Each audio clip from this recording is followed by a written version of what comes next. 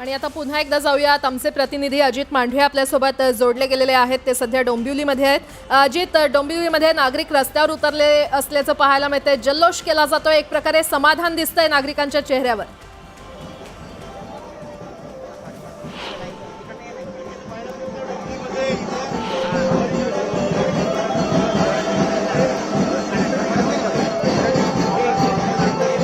भारताने असा घेतला पहिल्या हल्ल्याचा बदला, अखेर नाही मिळाला. ऑपरेशन सिंदूर यशस्वी. आता फलक आहेत, हातामध्ये भारताचे झेंडे आहेत आणि इथं आपण जर पाहिलं हे सगळे शिवसैनिक आहेत आणि कल्याण चालणार राकेश मोरे हे देखील आहेत त्यांचे. आणि ज्या पद्धतीनं हा सगळा व्यवसाय झालेला आहे त्याचा आनंद त्यांनी साजरा केलेला आहे. इथं पाहिलं तर हातामध्ये सिंदूर घे, हे बघा इथं हातामध्ये महिलांनी सिंदूर घेतलेलं आहे. सिंदूर, कारण या ऑपरेशनला नाव दिलं ऑपरेशन सिंदूर. ज्या पद्धतीनं दहशतवाद्यांनी त्यांच्या पत्नीसोबत त्यांच्या नवऱ्यांना मारलं होतं त्यात सिंदूरचं नाव देत हा एअरस्ट्राईक केला गेला. काय म्हणतात एक हिंदुस्थानी महिला आणि स्त्री म्हणून मला एवढंच सांगायचंय की ज्या प्रकारे पाकिस्तान आतंकवाद्यांनी आमच्या महिलांवर हल्ला केला आणि आमच्या भाग्याचं कुंकू पुसलं, आज या कुंकुवाची किंमत त्यांना मोजावी लागणार. आणि एक एक खून जो त्यांनी केलाय त्याचा आम्ही 100 मारून हा बदला घेणार. आणि मोदी साहेबांनी सांगितलंय ही फक्त सुरुवात है, अजून जास्ती अभी बाकी है. तो इस सिंदूर की कीमत हम जरूर वसूल करेंगे, हम जरूर वसूल करेंगे. इथे आपण जर पाहिलं तर पाकिस्तानचे झेंडे जे आहेत ते जाळण्यात आलेले आहेत. हातामध्ये सिंदूर घेतलेलं आहे. कविता गावंड आहेत. ज्या पाकिस्तानी दहशतवाद्यांनी महिलांना त्यांच्या नवऱ्यासमोर त्यांच्या नवऱ्यांना त्यांच्यासमोर गोळ्या घातल्या, आता सिंदूर घेऊन तुम्ही आंदोलन करताय. ऑपरेशन सिंदूर झालेलं आहे. हे ऑपरेशन सिंदूर म्हणजे मोदीजींचं सर्वात जास्ती चांगला हा प्रकार आहे. कारण का आज जे घडलेलं आहे, जे 10 दिवसापूर्वी त्याचा आज बदला घेतलेला आहे आणि ऑपरेशन सिंदूर हे परफेक्ट नाव दिलेलं आहे. कारण का जे आज घरातले कर्तृत्ववान लोकांची जी हत्या केलेली आहे पाकिस्तानच्या गद्दारांनी, तर हे एक चुटकी सिंदूर तुम क्या जानो हरामखोर पाकिस्तान लोगो. आता तुम्ही इथे आंदोलन करताय, जल्लोष देखील साजरा केलेला आहे. तुम्ही इथं पाकिस्तान झेंडे पाडलेले. ह्यांचा नाश असाच होणार आहे. ते नाशाकडे जेव्हा जातात ना, तर ते कौरवांचे जसे 100 गुन्हे झाले ना, तसे हे त्यांचा 100वा गुन्हा झालेला आहे. आणि आता आपला देश त्यांना सोडणार नाही हे तर नक्कीच आहे.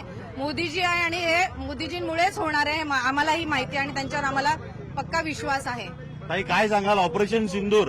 महिलांच्या डोक्याचं कुंकू जे आहे ते समोरासमोर त्यांनी मारलं होतं जे दहशतवादी त्यांनी, आणि ऑपरेशन सिंदूर नाव दिलेलं या ऑपरेशनला आणि ते यशस्वी झालेलं आहे. ते पाकिस्तानला माहिती नाही की सिंदूर की क्या कीमत होती है. पाकिस्तान देखो, मोदी है तो सब कुछ है. मोदी ने किया है वही सब कुछ बरोबर किया है. आतंकवादीला जो हल्ला झालेला आहे त्याला संपूर्ण केलेलं आमचे सिंदूर, आज त्या सिंदूर बद्दल त्यांना सांगितलं गेलेलं आहे. ताई, काय सांगाल ऑपरेशन सिंदूर बद्दल? महिला इथे आहेत, शिवसेनेचे बरेचशी लोक इथे पाकिस्तानचा झेंडा जे आता जल्लोष साजरा करतात. तर बॅन पथक मागवलेलं आहे. आता तिथं आपण पाहिलं तर फटाक्यांची माळ वाजून आनंद साजरा केला गेला आहे. एअर स्ट्राईक जे झालेलं आहे त्या एअर स्ट्राईकला जे भारतीय जवान आहेत त्यांचं अभिनंदन केलं गेलेलं आहे.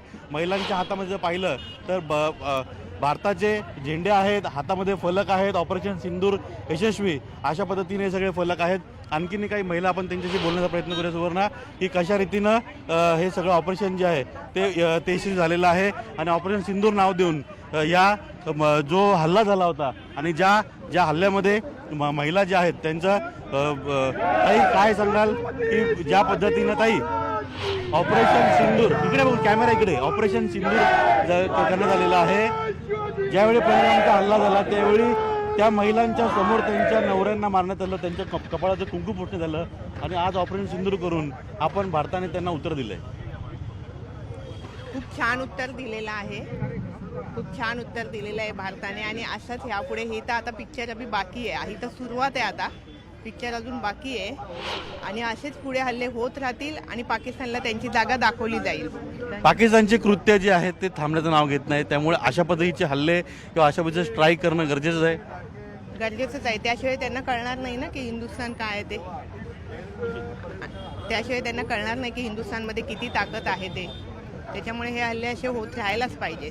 भारतामध्ये किती ताकद आहे आणि भारतातल्या ज्या महिला आहेत त्यांच्या सिंदूरमध्ये म्हणजे त्यांच्या कुंकवामध्ये किती ताकद आहे ते देखील आज आज दाखवलेलं आहे. शिवसेनेचे आमदार जे आहेत, मावशी काय सांगाल, तुम्ही कुंकू लावलेला आहे, ऑपरेशन सिंदूर नाव दिलं या ऑपरेशनला, कारण का ज्या पद्धतीनं महिलांच्या समोर त्यांच्या नवऱ्यांना गोळ्या घालण्यात आल्या होत्या, त्या ऑपरेशन सिंदूर बद्दल काय बोलाल?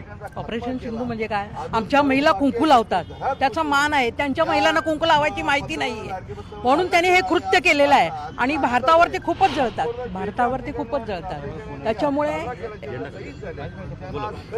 त्याच्यामुळे त्यांनी त्यांची स्वतःची जी काय हे होती, त्यांच्या आतमध्ये जे जळजळ होती ती त्यांनी दाखवली. आता ही जळजळ आम्ही दाखवणार.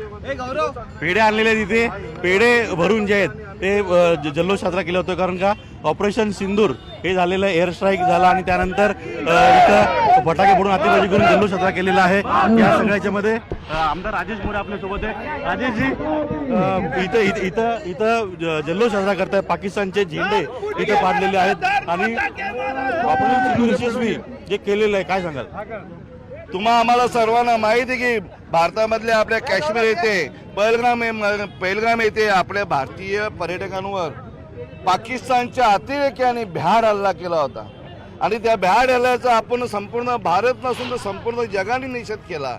आणि मग तोच पगडा उचलून या महाराष्ट्राचे माजी मुख्यमंत्री एकनाथजी शिंदे साहेब डोंबिवलीमधील त्या 3 जणांना भेटायला आले होते. तेव्हा त्या 3 जणांच्या नागरिकांनी म्हणजे घरातल्या लोकांनी, कुटुंबांनी, की जोपर्यंत अतिरेक्यावर हल्ला होत नाही, पाकिस्तानवर हल्ला होत नाही, तोपर्यंत आपण त्यांना श्रद्धांजली वाहिली जाणार नाही.